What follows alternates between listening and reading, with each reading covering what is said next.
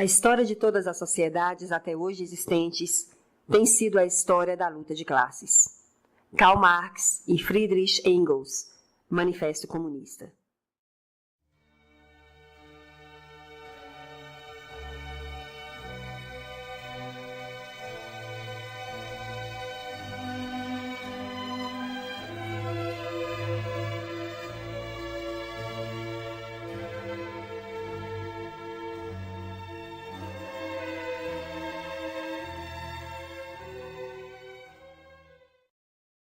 O século XIX precisava ser compreendido de uma outra maneira, da maneira real, exigida pelas relações materiais, e não da maneira ora turva, ora inconsequente, ora fantasiosa, sintoma de um idealismo ou de imaterialismo puramente metafísico, que não se preocupava em descrever as sociedades tal como elas eram em suas relações reais, existentes na concretude, na sua história material.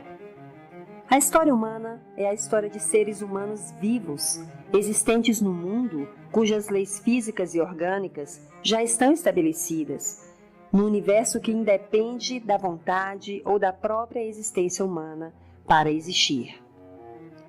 O século XIX, o século das grandes mudanças, o século das primeiras grandes indústrias e do rigor e objetividade científicos, o século da explosão populacional e das primeiras grandes metrópoles espalhadas pelos 4 cantos do mundo, o século da sociedade industrial, da burguesia como classe dominante e do proletariado como classe explorada. Esse era o século de Marx e Engels e da sua nova concepção filosófica da realidade, não mais pautada na ideia para a realidade, mas na realidade para a ideia. A interpretação que até então se tinha da realidade era transcendente. Logo dizia-se que a consciência do homem determinava a existência, tendo a ideia como princípio absoluto para o entendimento sobre a natureza e não o inverso. Veremos como Marx e Engels romperam com esse pensamento e fundamentaram seu novo método de análise da história e das condições reais de vida das sociedades humanas. A teoria marxista do conhecimento. Karl Marx nasceu em 5 de maio de 1818, na cidade de Trèveris, então Grão-Ducado do Baixo Reno. Segundo de uma família de 8 filhos, destacou-se desde cedo por sua paixão pela filosofia de tradição francesa e por ter começado cedo os estudos. Aos 17 anos, ingressou-se no curso de Direito da Universidade de Bonn, mas transferiu-se para a Universidade de Berlim em 1836. Ali teve o primeiro contato com a juventude hegeliana, influência fundamental para a construção da sua visão de mundo e para o método que ele e seu amigo Engels formulariam mais tarde. Sem chances de continuar na vida acadêmica após o seu doutoramento, dedicou-se ao jornalismo, colaborando com a Gazeta Renana, mas sem cessar a produção filosófica. Foi graças às convergências filosóficas que Marx e Engels, após estreitarem a amizade, elaboraram uma complexa concepção da realidade, criticando o capitalismo e revigorando os movimentos socialistas que se tornaram comuns na primeira metade do século XIX. A Europa estava mais uma vez em crise, em muito instigada pela disseminação das ideias revolucionárias francesas, que na passagem do século XVIII para o XIX lançaram os germes da crítica aos poderes da nobreza e do clero, uma ameaça ao velho regime. Um crescente reacionarismo a esse movimento de contestação acirrou ainda mais os ânimos, concebendo em uma nova gama de filósofos e intelectuais uma necessidade real e urgente de descrição do mundo, uma vez que a filosofia tradicional já não correspondia a esses novos anseios.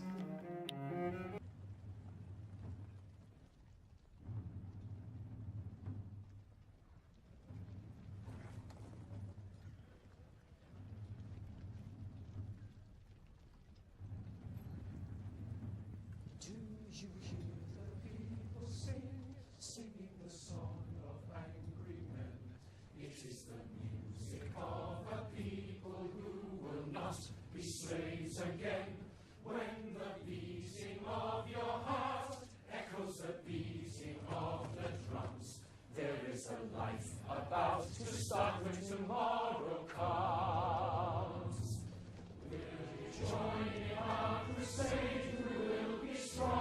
stand with me.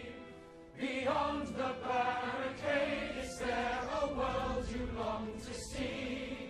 Then join in the fight that will give you the right to be free. Do you hear the people sing, sing the song of angry men? It is the music of the people who will not be saved again.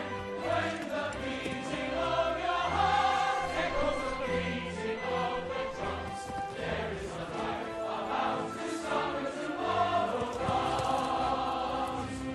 Will you give all you can give so that our banner may advance?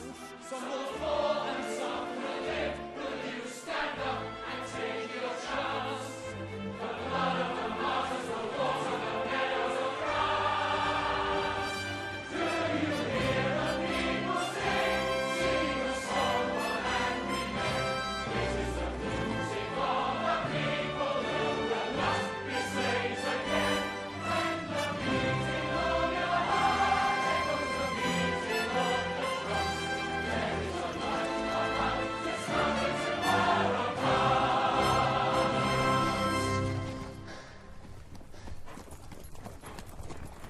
Oh! Draw!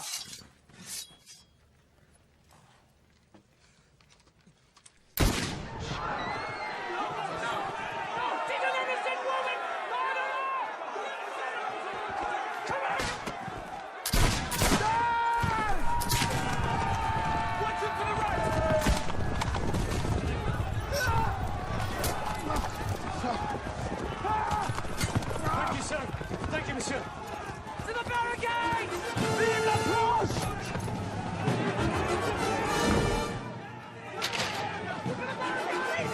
on!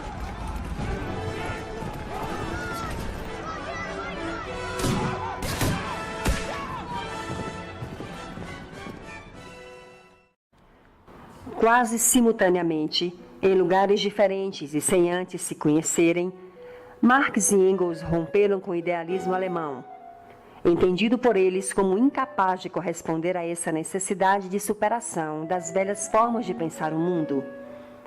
Após firmarem aliança intelectual, revisaram a história através de um novo método, o materialismo histórico dialético. Analisando a vida social a partir da concretude dos fatos históricos, expondo as esferas que de fato movimentavam e conservavam a vida em sociedade.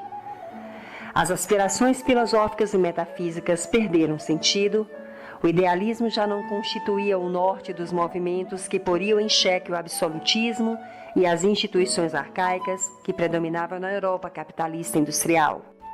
Marx e Engels observaram que os meios de subsistência do homem dependiam da sua relação material com a natureza, isto através do trabalho, produzindo bens que seriam caros à existência da sociedade.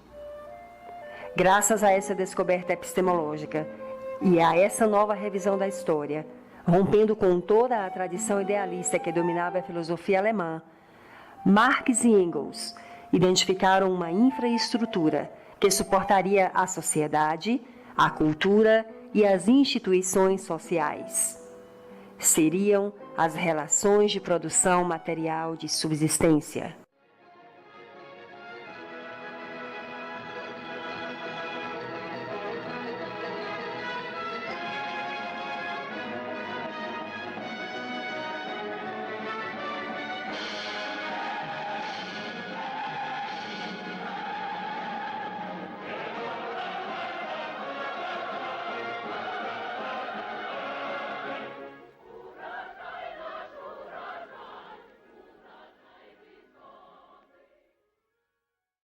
Esse pensamento revolucionário foi fundamental para uma nova teoria.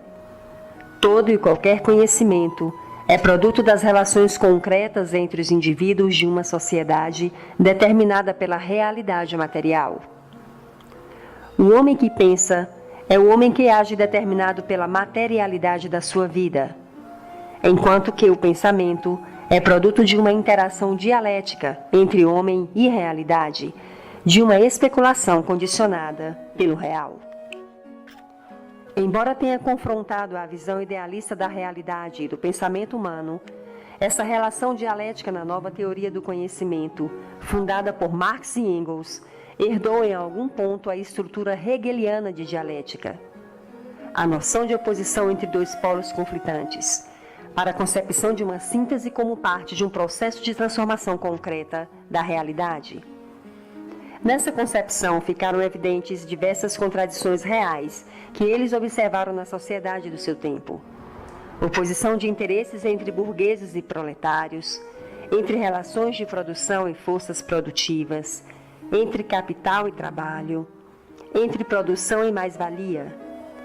Essa sobredeterminação no processo dialético significou não apenas um abandono da dialética hegeliana, mas uma nova concepção de que a materialidade da realidade possui diversos polos em oposição.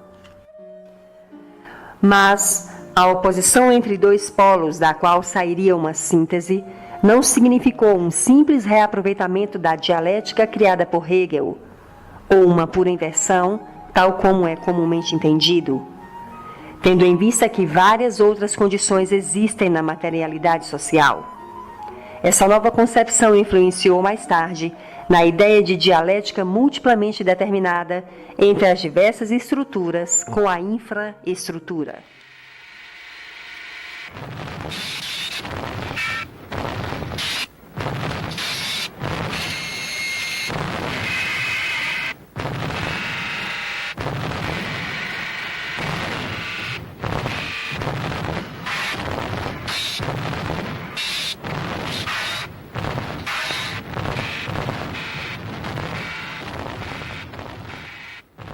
Marx e Engels, ao tecer a crítica ao capitalismo e embasados por estudos em economia, levantaram diagnósticos que permitiram uma análise real de como a exploração do proletariado pela mais-valia acontece e de como a produção é expoliada pela burguesia capitalista, que pela propriedade privada dos meios de produção não permite que a própria classe produtiva usufrua daquilo que é o produto do seu trabalho.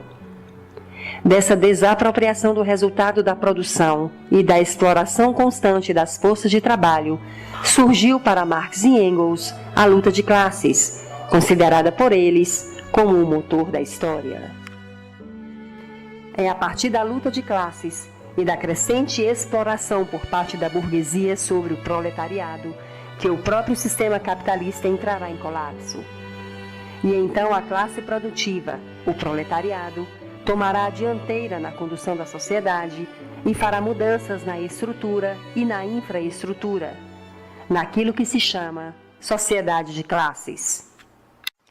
O socialismo, previu Marx, surgiria para habilitar essas mudanças no mundo material, até que se estabelecesse o regime comunista, uma sociedade sem classes, sem exploração, sem relação desigual entre donos dos meios de produção e classe trabalhadora. Em suma, uma sociedade apta a alcançar a síntese das oposições dialeticamente determinadas.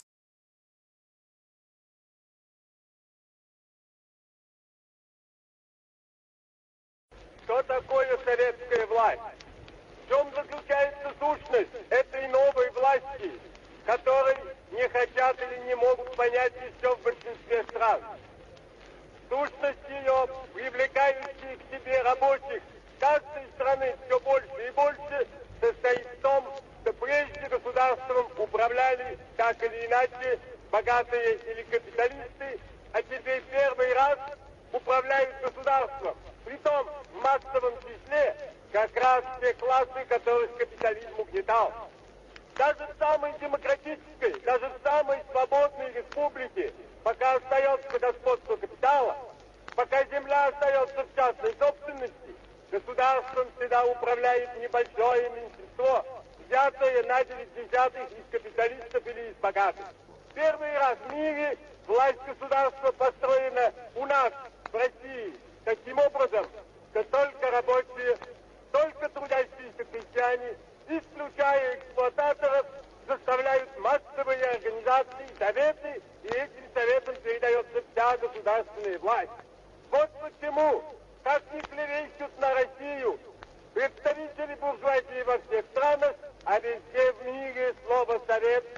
настолько понятным, стало популярным, стало любимым для рабочих, для всех трудящихся. И вот почему советская власть, каковы бы ни были преследования сторонников коммунизма в разных странах, советская власть неминуема, неизбежно и в недалеком будущем победит во всем мире. Мы хорошо знаем, что у нас еще много недостатков в организации советской власти. Советская власть не чудесный талисман. Она не излечивает сразу от недостатков прошлого, от безграмотности, от некультурности, от наследия дикой войны, от наследия грабительского капитализма. Но зато она дает возможность переходить к социализму, она дает возможность подняться тем, кого угнетали, и самим брать все больше и больше в свои руки все управление государством, все управление хозяйством, все управление производством. Советская власть есть путь к социализму, найденный массами трудящихся, e потому verний, e потому непобедимый. As consequências desse novo modo de observar a realidade ocorreram de forma lenta e gradual. A existência social como determinante da consciência e não o inverso, talvez seja a maior das contribuições do pensamento de Marx para a compreensão da história e da sociedade em sua totalidade. Esse refinamento teórico influenciou um novo modelo de crítica ao sistema capitalista, íntima e dialeticamente ligado à exploração da classe proletária e da sua força produtiva. A sociedade não pode ser compreendida por partes. Portanto, ao estudá-la, deve-se levar em consideração tanto a imperfeição humana quanto a imperfeição da sociedade. Nas palavras de Marx, os homens fazem a sua própria história, mas não a fazem como querem. Eles não escolhem as circunstâncias de sua escolha, pois elas já são encontradas e transmitidas pelo passado. Karl Marx, em O 18 de Brumário, de Luiz Bonaparte. Esse novo arcabouço filosófico e epistemológico constituiu um divisor conceitual na análise da realidade e da sociedade industrial. As ações humanas como determinadas pela história e pelas relações de produção, a imanência e não a transcendência das vontades humanas, o desvendamento da exploração da classe que tudo produz nas relações de produção, a relação e a luta de classes, o materialismo dialético, o conhecimento como sendo o produto do tempo e das condições históricas e materiais do... Todas essas contribuições do marxismo ainda fazem parte das discussões nas ciências sociais. A envergadura da obra de Marx e Engels se transporta ao longo do tempo e será atual enquanto a sua crítica ao sistema capitalista persistir.